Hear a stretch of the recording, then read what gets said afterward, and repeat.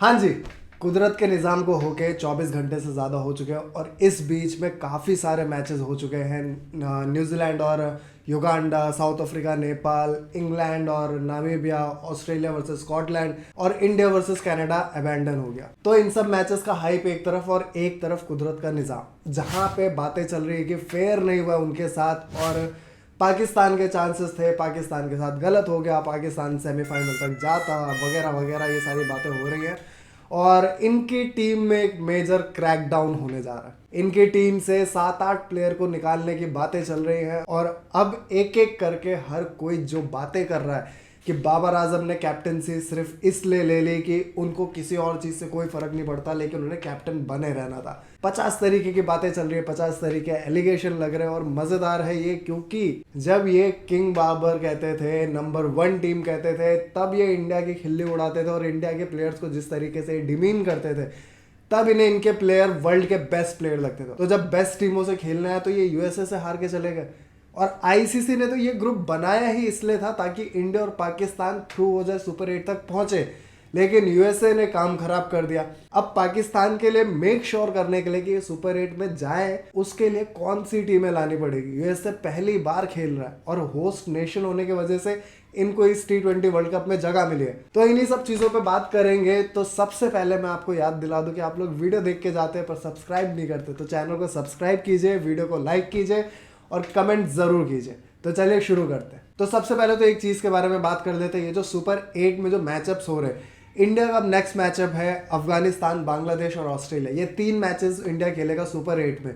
और ये जो A1, A2, B1, B2, C1, C2, D1, D2 वाला ये जो भसाड़ है, ये आईसीसी ने इसलिए किया था क्योंकि वेस्ट इंडीज में आइलैंड्स पे स्टेडियम है और आइलैंड्स पे मैच होगा, तो वहाँ पे ऑडियंस का ट्रैवल करके पहुँचना ये बहुत हेक्टिक हो जाता अगर चीज़ें फॉर्म नहीं होता। तो सपोज कि मैं इंडिया को सपोर्ट कर रहा हूँ और इंडिया, हमें पता है कि टॉप 1 पे आ ही रहा है, बट सम हाउ अगर इंडिया A2 बनता और इंडिया का उस वजह से मैचेस के जो फिक्चर्स है वो चेंज हो जाते। वो अगर मैं एज्यूम करके बैठा हूँ कि अगर वेस्ट इंडीज़ में मैच है या फिर फ्लोरिडा में मैच है, तो अगर मैं एज्यूम करके बैठा हूँ कि इंडिया A1 बनेगा और फ्लोरिडा में ही मैच होगा, बट सम हाउ इंडिया अगर A2 बन जाता और उसका मैच वेस्ट इंडीज़ में पड़ता, तो मेरी बुकिंग्स, मेरे ट्रैवल के सब कुछ बर्बाद होता और मुझे वो रिफंड वगैरह भी नहीं मिल पाता। और आप सबको पता है कि क्रिकेट देखना और क्रिकेट को फॉलो करना और अपनी टीम के साथ स्टेडियम में जाके देखना ये बहुत एक्सपेंसिव है। तो आईसीसी ने ये सोच के A1, A2, B1, B2 वाला ये झामा किया है, जो कि बहुत भसड़ है, लेकिन स्टिल ये हमारे बेनिफिट के लिए किया गया है, तो इस पे बहुत ज़्यादा डिबेट नहीं होनी चाहिए। बट सम हाउ ये जो सुपर 8 है, इसमें हमें मोस्ट लाइकली और मोस्ट प्रोबेबली ये दिख रहा है कि जो ग्रुप ए है जिसमें इंडिया और ऑस्ट्रेलिया है, वहां से इंडिया और ऑस्ट्रेलिया सेमीफाइनल में जाएगा। और ग्रुप बी में वहां पे एक्चुअली भसड़ है, क्योंकि वहां पे इंग्लैंड है, साउथ अफ्रीका है और वहां पे यूएसए है, वेस्ट इंडीज भी वहां पे होने वाला है। तो वहां पे श्योरिटी नहीं है कि वहां पे कौन सी टीम वहां पे सुपर 8 पे पहुंचेगी, क्योंकि इंग्लैंड का तो हमें मोस्ट लाइकली लग रहा है कि इंग्लैंड पहुंच जाएगा। साउथ अफ्रीका के भी चांसेस बहुत सॉलिड लग रहे हैं, लेकिन अब तक साउथ अफ्रीका जिस तरीके से खेलता आ रहा है वो कॉन्फिडेंस साउथ अफ्रीका दिला नहीं पाया। जिस तरीके से नेपाल वाले मैच में भी साउथ अफ्रीका ऑल आउट नहीं हुआ, बट स्टिल 115 रन ही बना पाया और नेपाल से 1 रन से जीता साउथ अफ्रीका, और वो भी नेपाल के प्लेयर की गलती की वजह से। अदरवाइज सुपर ओवर तो कंफर्म था। जो इनएक्सपीरियंस उनके अंदर दिखा है, जिस तरीके से उन्होंने जीता जीता मैच हारा, और लास्ट बॉल पे भी उनका जो प्लेयर है, गुलशन शायद से नाम है, अगर वो गेम अवेयरनेस दिखाता और गेम से डिस्ट्रैक्ट नहीं होता, अपना फोकस शिफ्ट नहीं करता, तो वो सबसे पहले क्रीज में पहुंचने पे ध्यान देता। वो बीच में रुक के, मतलब वो श्योर नहीं हो जाता कि ये 1 रन तो होएगा, अब सुपर ओवर में जाएंगे, वो श्योरिटी उसको मार गई। अब बात कर लेते हैं जो मैचेस हुए हैं। तो इंडिया और कनाडा वाला तो मैच कैंसिल हो गया। पाकिस्तान वाले इस चीज के आस में थे कि अगर इंडिया और कनाडा का मैच शुरू हो गया तो ये बोलेंगे आईसीसी ने हमारे साथ गद्दारी की है, हमारे साथ नाइंसाफी हुई है। ये फिर से एक बेचारा वाला अवतार लेके आ जाते हैं कि हमारे साथ हमेशा आईसीसी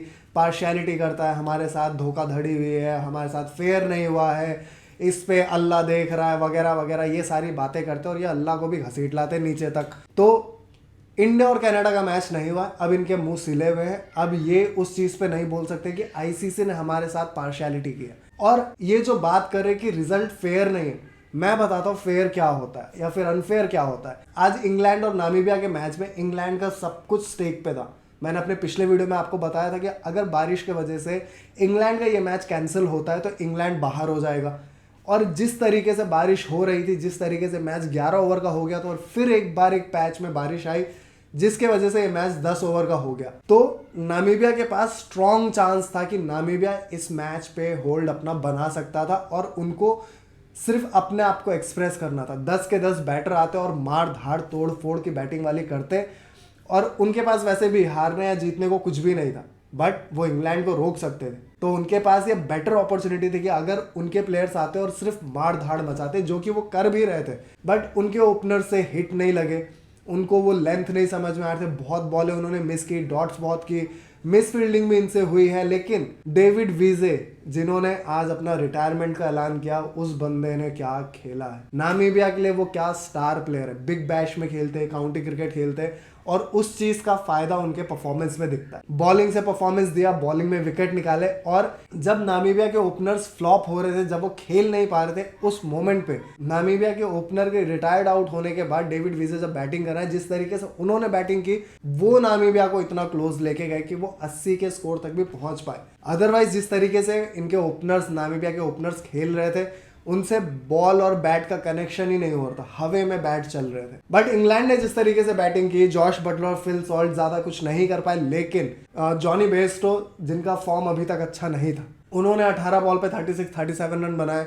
हैरी ब्रुक ने 20 बॉल पे 47 नॉट आउट बनाए। लियाम लिविंगस्टन ने 4 बॉल पे 17-18 रन बनाए और मोइन अली, उन्होंने भी बैक टू बैक सिक्सेस लगाए और 1-2 ओवर उन्होंने 19-20 रन के निकाले। और फेयर तो ये था कि इंग्लैंड ने वो किया जो उनके हाथ में था। इसे कहते हैं फेयर चांस। आपके हाथ में जो है आप उसको करो। दूसरी टीम का मैच हो रहा है या नहीं हो रहा है, उससे आपको क्या लेना देना, क्योंकि जो आपका रोल और रिस्पॉन्सिबिलिटी था वो तो आपने परफॉर्म किया नहीं, वो तो आपने खेला नहीं। दोनों जीते जीते मैच आपने हारे। तो फेयर और अनफेयर की बात आपके मुंह से, यार ये बहुत दोगलापन है। और मुझे ये नहीं समझ में आ रहा कि पाकिस्तान वालों को ये लग रहा है कि आयरलैंड यूएसए को हरा देता, यूएसए पाकिस्तान को हरा के आ रहा और उनको इस बात पे कोई डाउट ही नहीं है। वो 100% श्योर है कि यूएसए हारता ही हारता, आयरलैंड इस मैच को जीत जाता। कमाल की बात है ये। इनकी ए टीम, इनकी वर्ल्ड नंबर 1 टीम, इनकी वर्ल्ड नंबर 1 टीम के नंबर 1 बैटर, नंबर 1 बॉलर, वो यूएसए के मैचेस में कुछ नहीं कर पाया और आयरलैंड जैसी टीम वो यूएसए को हरा देती। इनको इस चीज की श्योरिटी है, कमाल करते हैं। और न्यूजीलैंड और युगांडा वाले मैच में न्यूजीलैंड ने अच्छा परफॉर्म कर दिया, 9 विकेट से जीत गए, बट जनाब आली बहुत देर हो गई। मतलब अब न्यूजीलैंड के लिए इस T20 वर्ल्ड कप में कुछ भी नहीं है। वो अपने बचे हुए मैचेस जीत जाए, जितने भी बड़े मार्जिन से जीत जाए, कुछ है नहीं, क्योंकि उनके ग्रुप से अफगानिस्तान और वेस्ट इंडीज फिक्स हो चुका है कि ये दोनों सुपर 8 में पहुंच चुके हैं। यहाँ बी में इंग्लैंड और ऑस्ट्रेलिया पहुंच गए। ऑस्ट्रेलिया वर्सेस स्कॉटलैंड वाले मैच में मैच बहुत जबरदस्त हुआ। स्कॉटलैंड ने 186 रन बनाए और स्कॉटलैंड के प्लेयर्स जो कि बिग बैश खेलते हैं, काउंटी क्रिकेट खेलते हैं, नामीबिया के प्लेयर्स की तरह, इन लोगों का जो एक्सपीरियंस दिखा है, जिस तरीके से बैटिंग कर रहे थे। इंग्लैंड वाले मैच में भी इन्होंने 10 ओवर में 90 रन बनाए थे। आज के मैच में भी इन्होंने 92 या 93 रन बनाए थे, बट इनके 2 या 3 विकेट गिर गए थे। लेकिन जिस तरीके से ब्रैंडन मैकमुलन नाम है उस बंदे का, उसने जिस तरीके से 60 रन्स बनाए, जो उसका कंट्रीब्यूशन था, जिस तरीके से मैक्सवेल को छक्का लगा रहा था, जिस तरीके से एडम जैम्पा को छक्का लगा रहा था, और इनका ओपनर जॉर्ज मुंजे जिसने 23 बॉल पे 34-35 रन बनाए, इन दोनों ने जो पार्टनरशिप स्कॉटलैंड को दी थी, कमाल की पार्टनरशिप। और जिस तरीके से ये खेल रहे थे, स्कॉटलैंड ने अपने T20 फॉर्मेट में ये सबसे बड़ा स्कोर बनाया। और जब ऑस्ट्रेलिया बैटिंग कर रहे हैं, हमने ट्रेविस हेड को देखा है कि ट्रेविस हेड किस तरीके से बैटिंग करते हैं, बट आज स्कॉटलैंड के बॉलर्स ने उनको उस तरीके से बैटिंग करने नहीं दिया। स्कॉटलैंड की तरह ऑस्ट्रेलिया को भी स्टार्टिंग में ही झटका लगा। डेविड वार्नर आज 1 या 2 रन पे ही आउट हो गया। उसके बाद ट्रेविस हेड जिस तरीके की उन्होंने इनिंग खेली, काफी स्लो इनिंग खेली उनके कैरेक्टर के हिसाब से, उनके नेचर के हिसाब से। बट मार्कस स्टोइनिस, जिसको ऑस्ट्रेलिया ने सेंट्रल कॉन्ट्रैक्ट भी नहीं दिया था, और आईपीएल के उसके परफॉर्मेंस के बाद मार्कस स्टोइनिस को जब ये टीम में लेके आए हैं, ये क्या प्लेयर निकला है। फर्स्ट मैच, ओमान वाला मैच, ऑस्ट्रेलिया हार सकता था अगर उस दिन मार्कस स्टोइनिस की इनिंग नहीं होती, उस दिन उन्होंने 50 नहीं मारी होती, तो उस दिन ओमान से ये हार जाते। और आज के मैच में भी अगर मार्कस स्टोइनिस की 50 नहीं आती, जो उन्होंने कंट्रीब्यूशन दिया है और जितने बॉल्स पे दिया है, आज का गेम भी स्कॉटलैंड जीत जाता। और अगर ऑस्ट्रेलिया आज का गेम हारता तो बहुत क्वेश्चंस उठते, बट समहाउ ऑस्ट्रेलिया इस मैच को जीत गया। लेकिन जितना डीप लेके ऑस्ट्रेलिया गया है, मैं यही बात कर रहा था कि इंडिया को भी यूएसए को इसी तरीके से हराना था, लास्ट बॉल पे, लास्ट 2 या 3 बॉल पे हराना था। बट इंडिया ने इस तरीके की चीज नहीं की, ऑस्ट्रेलिया ने अपने गेम प्लान को फॉलो किया और मुझे तो ऐसा लग रहा था ऑस्ट्रेलिया हार ही जाए, क्योंकि 4 बॉल पे 3 रन चाहिए थे और टिम डेविड का जो कैच छूटा था वहां से गेम और इंटरेस्टिंग हो सकता था अगर वो कैच पकड़ा जाता। और स्कॉटलैंड ऐसा नहीं है कि बॉलिंग के वजह से हारा है, स्कॉटलैंड हारा अपनी फील्डिंग के वजह से। जितने कैचेस इन्होंने छोड़े हैं, यही जो छोटे छोटे मूवमेंट्स हैं, इनके वजह से ही स्कॉटलैंड हार तक पहुंचा। तो अब एक बार पॉइंट्स टेबल पे नजर डाल लेते हैं। तो ग्रुप ए से इंडिया और यूएसए जा रहा है, पाकिस्तान घर को जा रहा है। ग्रुप बी से ऑस्ट्रेलिया और इंग्लैंड जा रहा है। सी से अफगानिस्तान और वेस्ट इंडीज। डी से साउथ अफ्रीका क्वालिफाई कर चुका है और मोस्ट प्रोबेबली और मोस्ट लाइकली बांग्लादेश के ही ज्यादा चांसेस है, नेट रन रेट के हिसाब से भी और पॉइंट्स के हिसाब से भी। तो लेट्स सी।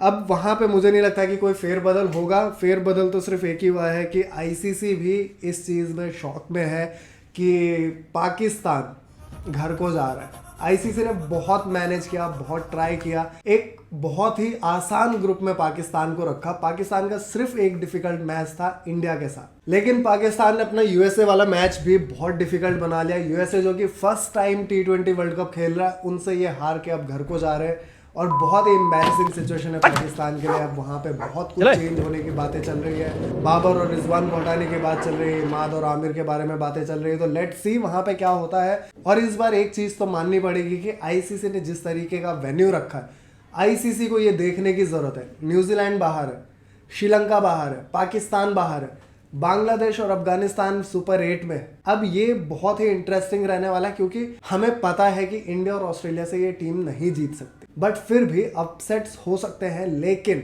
एक जो इंटरेस्ट है, आप जब बात करते हैं क्रिकेट को प्रमोट करने की, तो आप चाहते हैं कि आपकी बेस्ट टीम्स बेस्ट परफॉर्म करें, और इतने मेजर अपसेट्स हर टीम के साथ ये बहुत ज्यादा है। और ये ऐसा नहीं है कि टीम अपनी स्किल पे हारा है, वेन्यू पे भी काफी सारे मैचेस हारे हैं। और अब जिस तरीके से बारिश हो रही है मैचेस में, मैचेस बर्बाद हो रहे हैं। और यूएसए वाला स्टेडियम जो इन्होंने स्पेसिफिकली वर्ल्ड कप के लिए बनाया था, उसको इंडिया के लास्ट मैच के बाद ही उखाड़ दे रहे।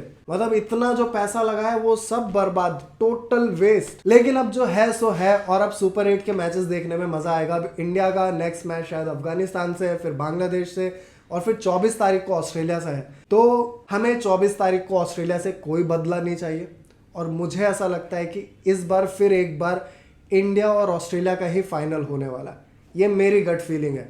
तो मुझे ऐसा लगता है कि 24 तारीख को मुझे कोई बदला नहीं चाहिए। इंडिया ऑस्ट्रेलिया से हार जाए कोई बड़ी बात नहीं, बट अगर इंडिया और ऑस्ट्रेलिया फाइनल में पहुंचता है तब बदला चाहिए, असली बदला वहां पे। क्योंकि वर्ल्ड कप में भी हमने स्टार्टिंग में ऑस्ट्रेलिया को हरा दिया था, एक ऐसी पोजीशन से जहां से इंडिया हार सकता था, वहां से हमने ऑस्ट्रेलिया को हराया। तो 24 तारीख को हमें नहीं चाहिए कि हम ऑस्ट्रेलिया को हरा दें, बिल्कुल भी नहीं।